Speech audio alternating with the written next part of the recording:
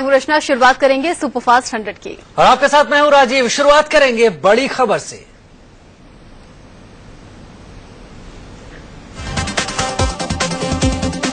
प्रधानमंत्री नरेंद्र मोदी ब्रिक्स शिखर सम्मेलन में हिस्सा लेने के लिए ब्राजील रवाना हो गए हैं। मोदी की पहली बड़ी विदेश यात्रा है, जहां पर वो कई राष्ट्र प्रमुखों से रूबरू होंगे।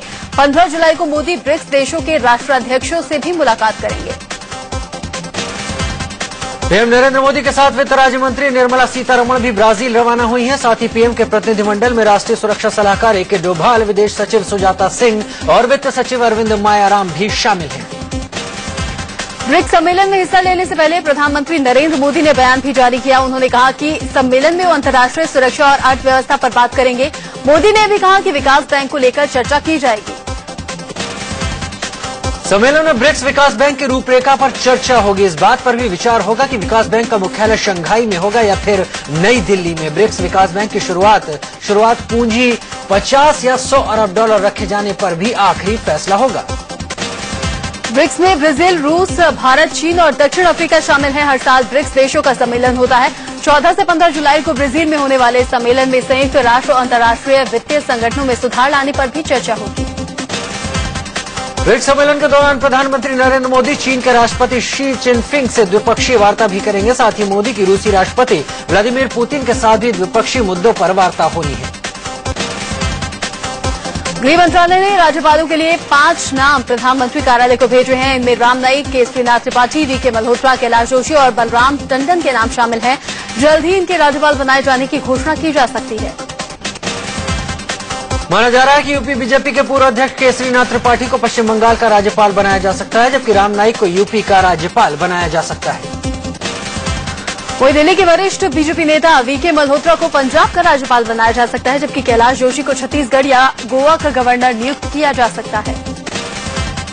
पूर्व सॉलिसिटर जनरल रहे सोली सोराब जी को गुजरात का राज्यपाल बनाया जा सकता है, जबकि बलराज दास टंडन कर्नाटक के राज्यपाल बनाए जा सकते हैं। सूत्रों के हवाले से खबर है कि केरल की राज्यपाल शीला दीक्षित को भी बदला जा सकता है।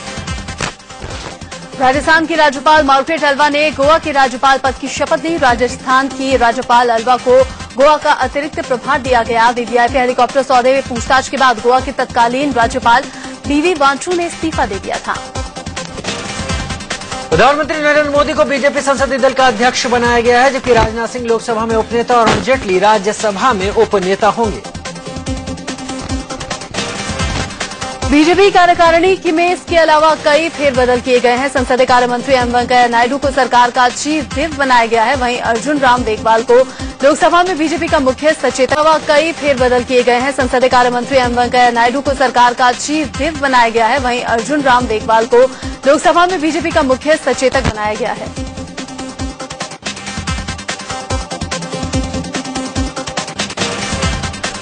अविनाश राय खन्ना को राज्यसभा में पार्टी का मुख्य सचेतक बनाया गया है। इसके अलावा बीजेपी ने लोकसभा में 13 और राज्यसभा में 3 सचेतक बनाए हैं।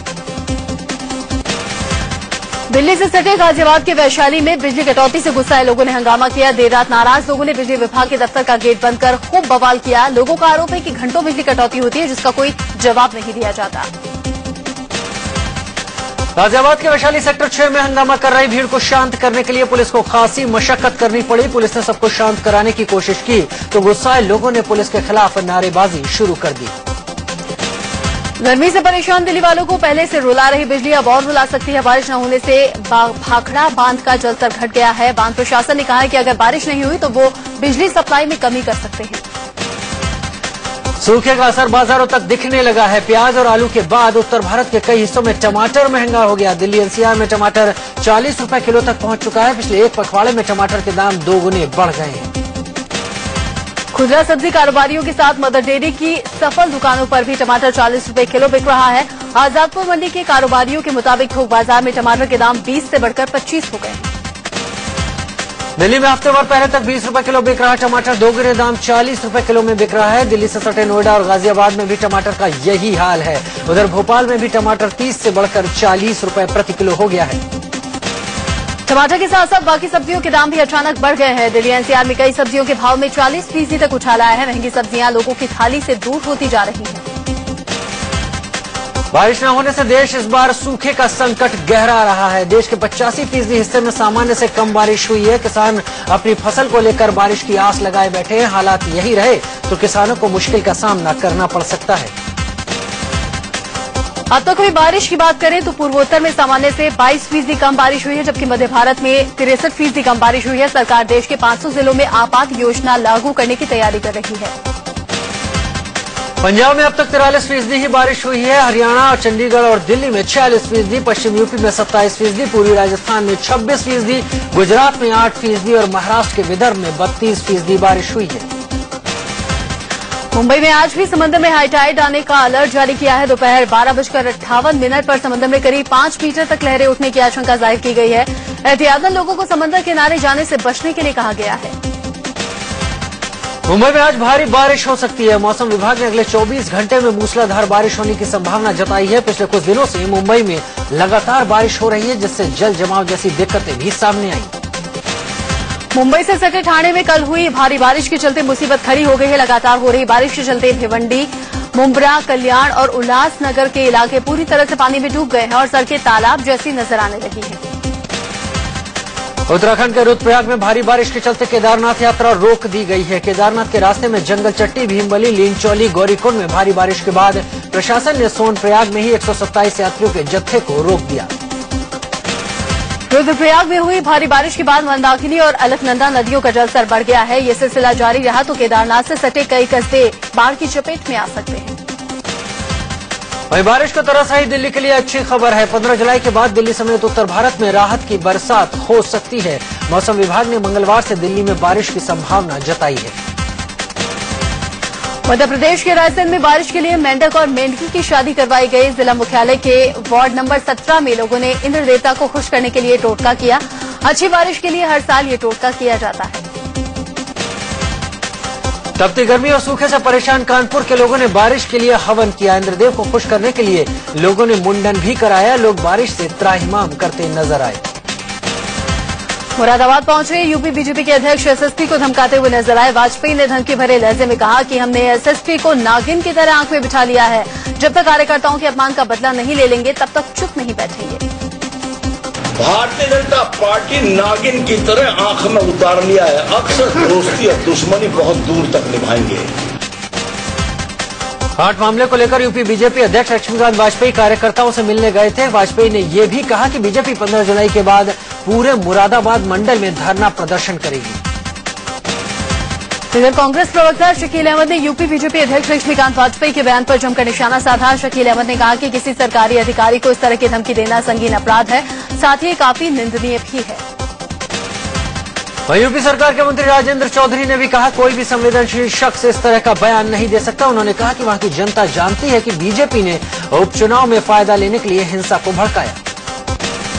महिलाओं पर बढ़ते अपराध और उनकी सुरक्षा को लेकर यूपी सरकार में राज्य मंत्री अभिषेक मिश्रा ने विवादित बयान दिया। उन्होंने कहा कि हर महिला के पीछे सिपाही नहीं लगाया जा सकता। हर महिला के पीछे सिपाही नहीं लगाया जा सकता गांव में, और हर घर पे तय नहीं किया जा सकता कि उसका पति रात में सोती हुई बीवी पे एसिड न डाल दे। कर्नाटक विधानसभा की एक कमेटी ने बलात्कार के बढ़ते मामलों के लिए मोबाइल फोन को जिम्मेदार ठहराया। इस कमेटी ने सरकार से कर्नाटक के स्कूल कॉलेजों में मोबाइल फोन पर पाबंदी लगाने की मांग की। कर्नाटक के मुख्यमंत्री के सिद्धरमैया ने खुद को इस रिपोर्ट से अनजान बताया है। उन्होंने कहा कि मैंने अभी तक ऐसी कोई रिपोर्ट नहीं देखी है। सिद्धरमैया ने कहा कि हम पहले से प्रौद्योगिकी का उपयोग कर रहे हैं। ये बच्चों के व्यवहार को प्रभावित करता है, ऐसा मुझे नहीं लगता। दिल्ली के पूर्व मुख्यमंत्री अरविंद केजरीवाल का धरने से मोह भंग हो गया है। दिल्ली में अपनी मांगों को लेकर धरने पर बैठे शिक्षकों को केजरीवाल ने कहा कि धरना देने से कुछ नहीं होगा। मैंने यही कहा है कि यहाँ पे बैठने से कोई फायदा नहीं है। मैं इनको यही कह रहा हूँ कि अनशन में बैठे मानते हैं कि अनशन से कुछ होने वाला नहीं है देश में। मैंने इनको यही कहा है कि अनशन मैं भी करके बहुत देख चुका हूँ। इसलिए तो आपने अपनी राजनीति की शुरुआत करी है। हाँ, तो इसीलिए तो हमें राजनीति में आना पड़ा, क्योंकि अनशन करने से सब कुछ करके देख लिया। ये गूंगी बहरी सरकारें नहीं कर रही हैं। केजरीवाल के इस रवैये के बाद गेस्ट टीचर्स का गुस्सा फूट पड़ा। उन्होंने कहा कि सारे नेता एक जैसे हैं, बातें बड़ी बड़ी करते हैं, लेकिन जब कुछ करने की बारी आती है तो भाग खड़े होते हैं। अब जब हम लोग धरने पे बैठे हैं, वो वैसे हमें बोलते हम साथ हमारे साथ यहाँ धरने पर बैठे क्यों नहीं? इतनी गर्मी में हम सर्दी में बैठे थे और रेल भवन जाके बैठ गए। अब हम जब यहाँ बैठे हैं उनको बोल रहे हैं हमारे साथ बोलते कि उठ जाओ यहाँ से, जब होगा बीजेपी करेगी। एनसीपी चीफ शरद पवार ने पीएम मोदी के प्रिंसिपल सेक्रेटरी नृपेंद्र मिश्र की नियुक्ति को सही ठहराया। उन्होंने कहा कि हम नियुक्ति का विरोध नहीं करेंगे। शरद पवार की प्रतिक्रिया इसलिए भी चौंकाने वाली है क्योंकि कांग्रेस इसका पुरजोर विरोध कर रही है। कांग्रेस में नेता विपक्ष के मुद्दे को लेकर मतभेद नजर आ रहे हैं। सूत्रों से खबर है कि कांग्रेस के कुछ नेता विपक्ष मामले को लेकर कोर्ट नहीं जाना चाहते हैं। इससे पहले कहा जा रहा था कि अगर सरकार कांग्रेस को नेता विपक्ष का पद नहीं देती तो कांग्रेस कोर्ट जाएगी। सतीश उपाध्याय ने दिल्ली बीजेपी के नए प्रदेश अध्यक्ष के तौर पर कल कार्यभार संभाल लिया। मालवीय नगर इलाके से बीजेपी के पार्षद सतीश उपाध्याय साउथ एमसीडी की स्टैंडिंग कमेटी के चेयरमैन भी हैं और लंबे समय से संघ से भी जुड़े रहे हैं। बीजेपी के नए प्रदेश अध्यक्ष का जोरदार स्वागत किया गया। स्वागत में ढोल नगाड़ों के साथ जमकर आतिशबाजी की गई। अहमदाबाद में आज बीजेपी अध्यक्ष अमित शाह के बेटे जय शाह की सगाई है। शाह के बेटे की सगाई में राजनाथ सिंह, धर्मेंद्र प्रधान, प्रकाश जावड़ेकर, नितिन गडकरी, रविशंकर प्रसाद समेत कई मंत्रियों के शामिल होने की संभावना है। बीजेपी सांसद गिरिराज सिंह अपने घर से मिले 1.25 करोड़ कैश मामले में बुरी तरह से फंसे हुए दिख रहे हैं। उन्होंने पटना पुलिस के सामने अपना बयान दर्ज करवाया और बताया कि पूरी रकम उनके चचेरे भाई की थी। मैंने बता दिया है, मेरे कजन के थे, कजन के हैं। उन्होंने सक्षम पदाधिकारी के आगे अपनी बात कह दी। बीते सोमवार को गिरिराज सिंह के घर चोरी हुई थी, जिसके बाद उन्होंने पुलिस में रिपोर्ट दर्ज कराई थी कि 50,000 रुपए की चोरी हुई है। लेकिन जब चोर पकड़े गए तो 1 करोड़ 14 लाख नकद, 600 अमेरिकी डॉलर, सोने के हार और महंगी घड़ियां बरामद हुई। राजस्थान के बॉर्डर पर पाकिस्तान की नई साजिश का खुलासा हुआ है। पाकिस्तान ने अंतर्राष्ट्रीय नियमों का उल्लंघन करते हुए सीमा पर मजबूत क्षमता वाले मोबाइल टावर लगा दिए हैं। इन मोबाइल नेटवर्कों की रेंज भारतीय सीमा में 20 से 40 किलोमीटर अंदर तक पहुंच चुकी है। राजस्थान सीमा के कई गांवों और इलाकों में दर्जनों पाकिस्तानी मोबाइल कंपनियों के सिग्नल आसानी से मिल रहे हैं। इससे बॉर्डर पार संदेशों का आदान प्रदान आसानी से हो सकता है। पाक की ये चाल सुरक्षा एजेंसियों के लिए चुनौती बन गई है। दूरसंचार के अंतर्राष्ट्रीय नियमों के मुताबिक किसी भी देश के मोबाइल या फिर लैंडलाइन का सिग्नल दूसरे देश में नहीं जा सकता, लेकिन पाकिस्तान इन सारे नियमों को ताक पर रखकर जानबूझकर सीमा पर सीडीएमए टेक्निक के जरिए मजबूत टावरों का नेटवर्क खड़ा करता हुआ जा रहा है। पश्चिम बंगाल मालदा मेडिकल कॉलेज में नवजात बच्चों की मौत से हाहाकार मचा हुआ है। पिछले 36 घंटों में यहां 12 बच्चे दम तोड़ चुके हैं। मरने वालों में ज्यादातर बच्चे 1 महीने से कम के थे। इन्हें जन्म के समय कम वजन, कुपोषण और सांस संबंधी समस्याएं थी।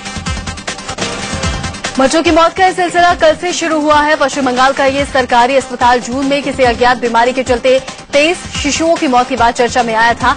अब एक बार फिर से इसी अस्पताल में हुई 12 बच्चों की मौत के बाद कई सवाल खड़े हो गए हैं। यूपी के औरैया कन्नौज रोड पर श्रद्धालुओं से भरी एक बस गड्ढे में पलटने से 7 लोगों की मौत हो गई। इस हादसे में 2 दर्जन से ज्यादा लोग घायल हो गए। मध्य प्रदेश के दतिया और भिंड के ये श्रद्धालु गंगा स्नान कर लौट रहे थे।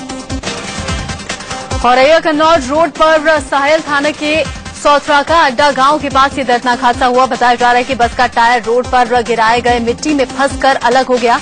इसी वजह से बस बेकाबू हो गई और गड्ढे में जा गिरी। आगरा में हाईवे पर श्रद्धालुओं से भरी बस पलटने से 2 दर्जन से ज्यादा लोग जख्मी हो गए, जिनमें से 6 लोगों की हालत गंभीर बनी हुई है। बताया जा रहा है कि टायर पंक्चर होने की वजह से बस बेकाबू हो गई थी। दिल्ली के नथुपुरा इलाके में शनिवार की रात 2 गुटों के बीच में जमकर मारपीट हुई। मामूली कहासुनी में बात इतनी बढ़ गई कि शोरूम में तोड़फोड़ की गई। शोरूम का सारा सामान सड़क पर फेंक दिया गया। शनिवार की रात दीपक नाम के लड़के को बाइक से टक्कर लग गई, जिसके बाद दोनों गुटों ने एक दूसरे के घरों पर हमले बोल दिए। घर के बाहर खड़ी गाड़ी पर भी निशाने पर आई। हंगामा खत्म होने के बाद मौके पर पुलिस पहुंची और दोनों के बयान दर्ज किए। दिल्ली के वसंत कुंज इलाके में एक पेट्रोल पंप पर हुए धमाके के बाद अफरा तफरी मच गई। सीसीटीवी तस्वीरों में आप देख सकते हैं कैसे पेट्रोल पंप पर एक तेज धमाका हुआ और फिर आग लग गई। दरअसल पेट्रोल पंप पर एक गाड़ी तेल भराने आई थी। तेल भराने के बाद बिना पाइप निकाले ड्राइवर ने गाड़ी आगे बढ़ा दी, जिससे पेट्रोल भरने वाली मशीन उखड़ कर गिर गई। इसी के बाद पेट्रोल लीकेज हुआ और फिर धमाका हो गया। इस हादसे में 2 लोग घायल हो गए। इस धमाके के बाद लगी आग पर काबू पाने के लिए दमकल की 4 गाड़ियां मौके पर पहुंची। गनीमत रही कि आग फैली नहीं। फिलहाल पुलिस उस ड्राइवर की तलाश कर रही है जिसकी लापरवाही से हादसा हुआ। दिल्ली के नबी करीम इलाके में एक किन्नर बने बहरूपे पर रेप का आरोप लगा है। ओडिशा से दिल्ली आई लड़की के मुताबिक आरोपी ने नौकरी का झांसा देकर उसे अपने घर में रखा और बंधक बनाकर रेप किया। सीआईडी भोपाल के एक एआईजी पर यौन शोषण का आरोप लगा है। पुलिस ने जयपुर के महिला थाने में केस दर्ज करवाया है। झारखंड के बोकारो में पंचायत के फरमान पर मासूम से रेप के मामले की जांच के लिए झारखंड महिला आयोग की अध्यक्ष महुआ मांझी अपनी टीम के साथ पीड़ित लड़की से मिलने पहुंची। कानपुर में छेड़खानी का विरोध करने पर एक लड़की ने अपने साथियों के साथ मिलकर लड़की के पिता पर चाकू से हमला कर दिया, जिससे लड़की का पिता पूरी तरह से जख्मी हो गया।